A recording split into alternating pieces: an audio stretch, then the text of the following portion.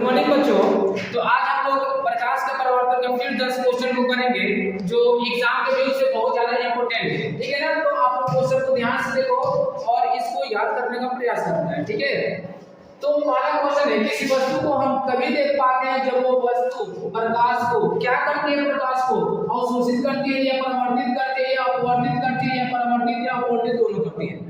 तो बाबू प्रकाश यानी कोई वस्तु प्रकाश को जब परावर्तित करती है ना तभी हम लोग उस वस्तु को देख पाते हैं। नेक्स्ट क्वेश्चन देखते हैं, ये यदि वस्तु को दर्पण के सम्मुख किसी भी दूरी पर रखने से उस वस्तु का प्रतिबिंब सदैव सीधा और छोटा बनता है तो वह दर्पण होगा। वो कौन सा दर्पण होगा बाबू? तो किस दर्पण में सीधा और छोटा प्रतिबिंब बनता है बाबू? तो वो होगा उत्तर दर्पण।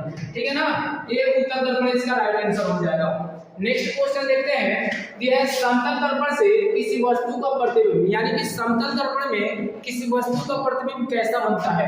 तो समतल दर्पण में कभी भी प्रतिबिंब बनेगा बाबू तो आभासी बनेगा। ठीक है ना, इसको याद रखना है कि समतल दर्पण में प्रतिबिंब हमेशा आभासी बनता है। अगला क्वेश्चन है, प्रकाश की एक किरण किसी समतल दर्पण पर 60 डिग्री का एंगल कोण बनाते हुए टकराती है तो इसका परावर्तन कोण कितना होगा? इसमें थोड़ा सा ध्यान देने वाला बात है बाबू, ध्यान से देखो।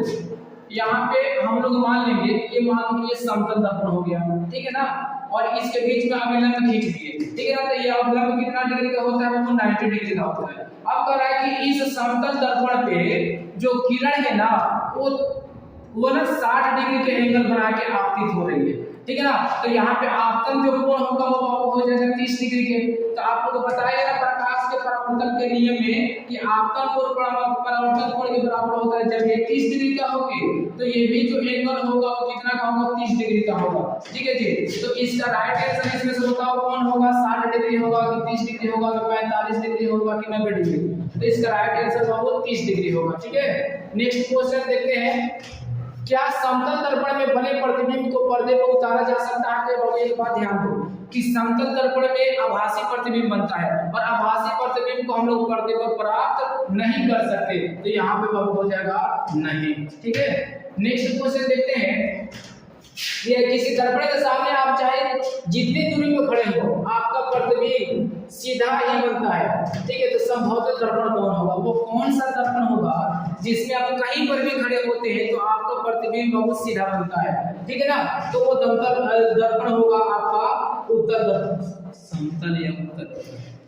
तो बाबू नेक्स्ट क्वेश्चन है, किसी दर्पण के सामने आप चाहे जितनी भी दूरी पर खड़े हो आपका प्रतिबिंब सीधा ही बनता है, तो समभुज दर्पण कौन होगा? तो बाबू देखो, दो दर्पण में ना प्रतिबिंब जो होते हैं हमेशा सीधा बनते हैं, समतल दर्पण और उत्तर दर्पण। तो यहाँ पे समतल या उत्तर ये दोनों हो जाएंगे। ठीक है ना, नेक्स्ट क्वेश्चन पे चलते हैं, किस दर्पण में वास्तविक प्रतिबिंब नहीं बन सकता? वो कौन सा दर्पण है जिसमें वास्तविक प्रतिबिंब नहीं बन सकता बाबू?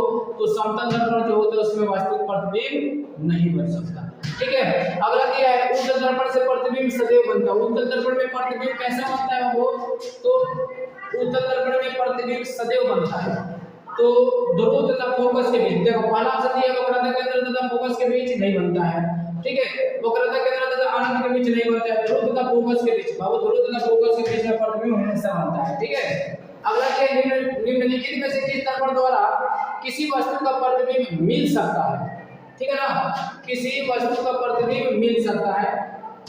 निम्न में से किस दर्पण द्वारा किसी वस्तु का वास्तविक प्रतिबिंब मिल सकता है? वास्तविक जो भी प्रतिबिंब का बात किया जाएगा तो इसका हो जाएगा अवतल दर्पण। ठीक है ना, नेक्स्ट क्वेश्चन, यदि किसी वस्तु को एक दर्पण के सामने निकट रखने पर प्रतिबिंब सीधा बने, दूर रखने पर उल्टा बने तो वो दर्पण होगा कौन सा होगा? वो अवतल होगा। ठीक है ना, अवतल दर्पण में नजदीक रखा जाता है तो वो सीधा बनता है और दूर रखने पर उल्टा बनता है। ठीक है, मॉर्निंग बच्चों, तो आज हम लोग प्रकाश के परावर्तन का फिर 10 क्वेश्चन को करेंगे जो एग्जाम के व्यू से बहुत ज्यादा इंपॉर्टेंट है। ठीक है ना, तो आप लोग क्वेश्चन को ध्यान से देखो और इसको याद करने का प्रयास करना है। ठीक है, तो पहला क्वेश्चन है, किसी वस्तु को हम तभी देख पाते हैं जब वो वस्तु प्रकाश को क्या करती है? प्रकाश को अवशोषित करती है या परावर्तित करती है या अपवर्तित करती है या परावर्तित या अपवर्तित दोनों करती है। तो बाबू प्रकाश यानी कोई वस्तु प्रकाश को जब परावर्तित करती है ना तभी हम लोग उस वस्तु को देख पाते हैं। नेक्स्ट क्वेश्चन देखते हैं, ये यदि वस्तु को दर्पण के सम्मुख किसी भी दूरी पर रखने से उस वस्तु का प्रतिबिंब सदैव सीधा और छोटा बनता है तो वह दर्पण होगा। वो कौन सा दर्पण होगा बाबू? तो किस दर्पण में सीधा और छोटा प्रतिबिंब बनता है बाबू? तो वो होगा उत्तल दर्पण। ठीक है ना, ये उत्तल दर्पण इसका राइट आंसर हो जाएगा। नेक्स्ट क्वेश्चन देखते हैं, यह समतल दर्पण से किसी वस्तु का प्रतिबिंब, यानी कि समतल दर्पण में किसी वस्तु का प्रतिबिंब कैसा बनता है? तो समतल दर्पण में कभी भी प्रतिबिंब बनेगा बाबू तो आभासी बनेगा। ठीक है ना, इसको याद रखना है कि समतल दर्पण में प्रतिबिंब हमेशा आभासी बनता है। अगला क्वेश्चन है, प्रकाश की एक किरण किसी समतल दर्पण पर 60 डिग्री का एंगल कोण बनाते हुए टकराती है तो इसका परावर्तन कोण कितना होगा? इसमें थोड़ा सा ध्यान देने वाला बात है बाबू, ध्यान से देखो। यहाँ पे हम लोग मान लेंगे, ये मान लो कि ये समतल दर्पण हो गया, ठीक है ना, और इसके बीच में अभिलंब खींच दिए, ठीक है ना, तो ये अभिलंब कितना डिग्री का होता है? वो 90 डिग्री का होता है। अब कह रहा है कि इस समतल दर्पण पे जो किरण है ना वो ना 60 डिग्री के एंगल बना के आपतित हो रही है, ठीक है ना, तो यहाँ पे आपतन जो कोण होगा वो हो जाएगा 30 डिग्री के। तो आप लोग बताइए ना प्रकाश के परावर्तन के नियम में कि आपतन कोण परावर्तन कोण के बराबर होता है। जब ये 30 डिग्री का होगी तो ये भी जो एंगल होगा वो कितना का होगा? 30 डिग्री का होगा। ठीक है जी, तो इसका राइट आंसर इसमें से बताओ कौन होगा? 60 डिग्री होगा कि 30 डिग्री होगा कि 45 डिग्री होगा कि 90 डिग्री?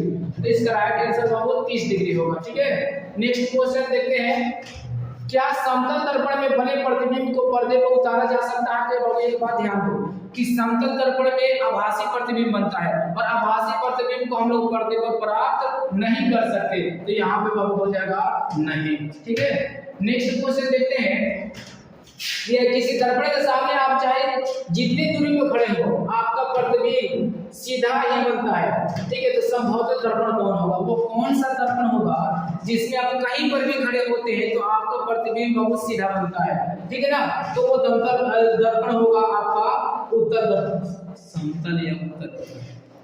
तो बाबू नेक्स्ट क्वेश्चन है कि किसी दर्पण के सामने आप चाहे जितनी भी दूरी पर खड़े हो आपका प्रतिबिंब सीधा ही बनता है, तो संभवतः दर्पण कौन होगा? तो बाबू देखो, दो दर्पण में ना प्रतिबिंब जो होते हैं हमेशा सीधा बनते हैं, समतल दर्पण और उत्तल दर्पण। तो यहाँ पे समतल या उत्तल ये दोनों हो जाएंगे। ठीक है ना, नेक्स्ट क्वेश्चन पे चलते हैं, किस दर्पण में वास्तविक प्रतिबिंब नहीं बन सकता? वो कौन सा दर्पण है जिसमें वास्तविक प्रतिबिंब नहीं बन सकता बाबू? तो समतल दर्पण जो होता है उसमें वास्तविक प्रतिबिंब नहीं बन सकता। ठीक है, अगला क्या है, उत्तल दर्पण से प्रतिबिंब सदैव बनता है। उत्तल दर्पण में प्रतिबिंब कैसा बनता है वो? तो उत्तल दर्पण में प्रतिबिंब सदैव बनता है। तो ध्रुव तथा फोकस के बीच, देखो पहला ऑप्शन दिया वक्रता केंद्र तथा फोकस के बीच नहीं बनता है। ठीक है, वक्रता केंद्र तथा अनंत के बीच नहीं बनता है, ध्रुव तथा फोकस के बीच, बाबू ध्रुव तथा फोकस के बीच में प्रतिबिंब हमेशा बनता है। ठीक है, अगला क्या, निम्नलिखित में से किस दर्पण द्वारा किसी वस्तु का प्रतिबिंब मिल सकता है? ठीक है ना, किसी वस्तु का प्रतिबिंब मिल सकता है। निम्न में तो आज आपको प्रकाश के परावर्तन के 10 क्वेश्चन को करेंगे जो एग्जाम में यूज बहुत ज्यादा इंपॉर्टेंट है। ठीक है ना, तो आप नेक्स्ट ध्यान से देखिए, किसी वस्तु को करने का प्रयास करें। एक दर्पण के सामने निकट प्रकार के क्वेश्चन है, किसी वस्तु को हम कभी देख पास ना करें, वस्तु का कभी प्रकाश करें, क्या करते हैं प्रकाश को और समझ करते हैं, ये परिवर्तित करते हैं और परिवर्तित करते हैं, परिवर्तित करते हैं। तो बाबू सीधा कहा है कि कोई वस्तु प्रकाश को प्रभावित करते हैं तभी हम इस वस्तु को देख पाते हैं। नेक्स्ट क्वेश्चन देखते हैं, ये यदि वस्तु को दर्पण के सम्मुख किसी भी दूरी पर रखने से उस वस्तु का प्रतिबिंब सदैव सीधा और छोटा बनता है तो वह दर्पण होगा। वो कौन सा दर्पण होगा बाबू? तो किस दर्पण में सीधा और छोटा प्रतिबिंब बनता है बाबू? तो वो होगा उत्तल दर्पण। ठीक है ना, ये उत्तल दर्पण इसका राइट आंसर हो जाएगा।